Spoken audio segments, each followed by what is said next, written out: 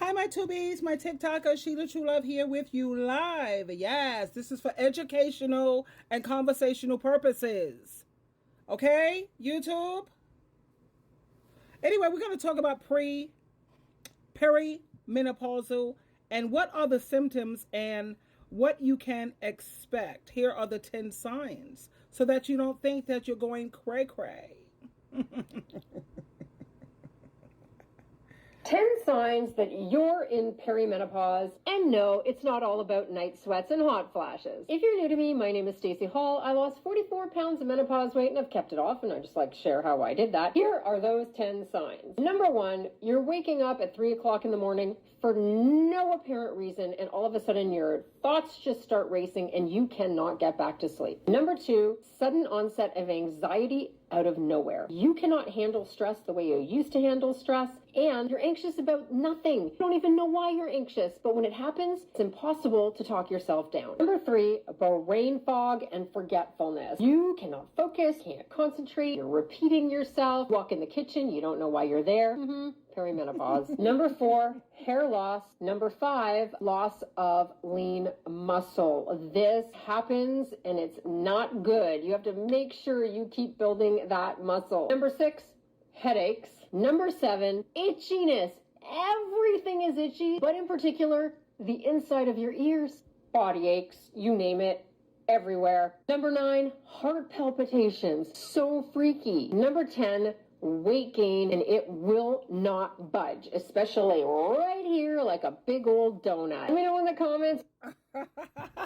How many of us can relate to that? I know I can relate. Well, you know, when I was perimenopausal, I had a lot of itching, not in my ears, but around my ankles. When it comes to the dry skin, when it comes to the waking up at 3 o'clock, even now, I still wake up every day like clockwork at 3 o'clock. And I can't seem to get back to sleep, you know, even though I know I'm past perimenopause, you know, but I think you usually start your perimenopause in your 40s, like some people experience it in their 30s. But normally it's between 40 and 45. And then when you hit the big 50, you go into menopause, and that's something else that could drive you cray-cray if you don't know what to do. Let's share other ones. I literally did not know. So when does menopause start? That's one of the most common questions I get, in addition to when does menopause end, of course. Well, if you come to menopause through age, perimenopause most often begins between the ages of 45 and 55. But keep this in mind, that does not include people who enter menopause without age as a factor. For example, medically induced menopause. And then during perimenopause, which lasts for 4 years on average, but it could last longer, you'll start experiencing some of those much dreaded effects of menopause.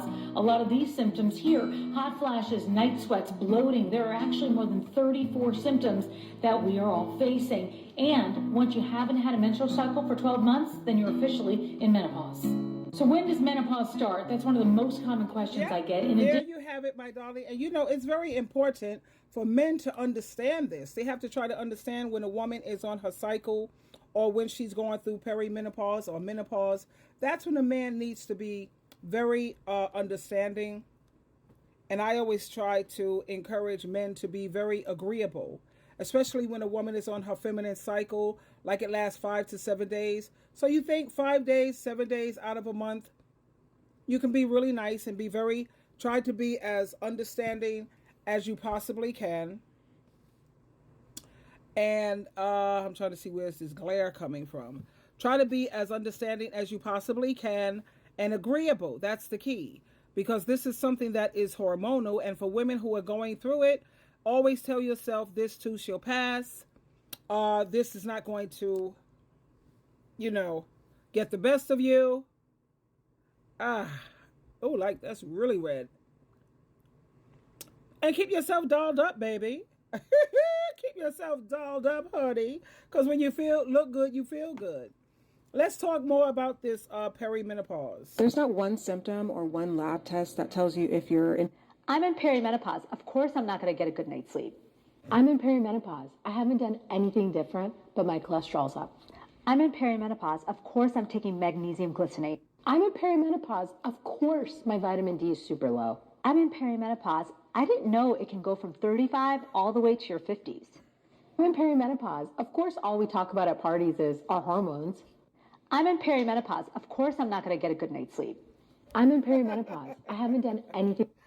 Oh my God, it is so true. The things that women go through. I end up having to get a hysterectomy because I had endometriosis, and then I was going through it. And you know, when you have a hysterectomy, it throws you into an instant menopause, and you end up like crazy. I was literally to the point where I wanted to kill someone. I really did.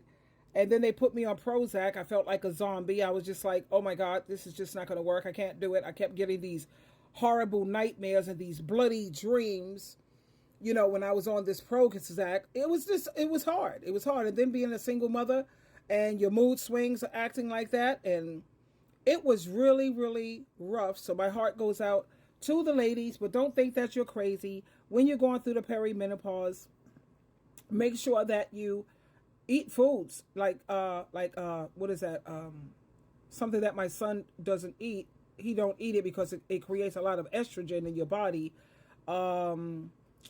It's those yams, sweet yams. Here are 10 perimenopause tips I wish I knew sooner. Okay. I'm Dr. Mary Claire Haver, board certified OBGYN. Number 1, inflammation is the root cause of so many things that are starting to ail us, and anti-inflammatory nutrition is the best way to combat it.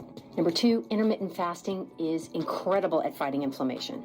Number 3, make sure I'm getting enough magnesium. Number 4, make sure I'm getting enough vitamin D. Number 5, make sure I'm getting enough omega-3 fatty acids. Number 6, using lubrication for every single intimate encounter. Number 7, getting a good sleep hygiene habits every single night. Number 8, learning how to set boundaries in my personal life. Number 9, getting the right kind of exercise, both aerobic and resistance training. And number 10, don't roll your eyes, self-care, putting on your own oxygen mask first before you take care of everybody else in your life. Here are 10 perimenopause tips I wish I knew sooner. She is absolutely correct. You have to stay away from stress because stress, it will do a number on you. And you have to put on the oxygen mask for yourself before you do it for other people. And it is very important for you to set boundaries, you know, and don't let people stress you out. I know that when I was going through the perimenopause and menopause, full-blown menopause, honey, it was rough for me. It was really rough. My mom went through a rough menopause. You know, she was like suicidal, and it was just hard. It's harder on some women than it is on others. But to get an idea of what yours is going to be like, you know, ask your mom, ask your grandma. Pretty much what was it like for them, you know, but eventually I had to take estrogen, and that calmed me down a great deal. It brought me back to sanity where I didn't want to kill someone. Literally, I'm unalive them. For real, unalive, you got to say. All of these different rules, man. Why can't you say the other word? It's just, whoa, it's just ridiculous. But anyway, I was walking the streets. People would say good morning to me. I was literally ready to unalive you. And all you did was say hello. I felt irritable at things that used to didn't irritate me. Now everything seems to irritate me and get on my last nerve. You know, it was rough. It was rough, you know. Being a woman is not for the weak. And that's why you have men, they have to understand these things. I like Joyce Meyer's marriage because she had 2 weeks on, 2 weeks off. Her husband, David, he was very understanding in terms of her hormones and what she was going through. She's been through hip surgery. She's been through several different surgeries or what have you. And then she's going through the perimenopause, straight to the menopause. It was rough. And her husband knew how to give her space. She was loving. I don't mean to hurt you, honey, but I need my space because I'm not feeling my best, you know? So anyway, ladies, know you're not going crazy, and don't sweat the small stuff. Stay prayed up. And remember, this too shall pass. And for every problem, there is a solution. I love you.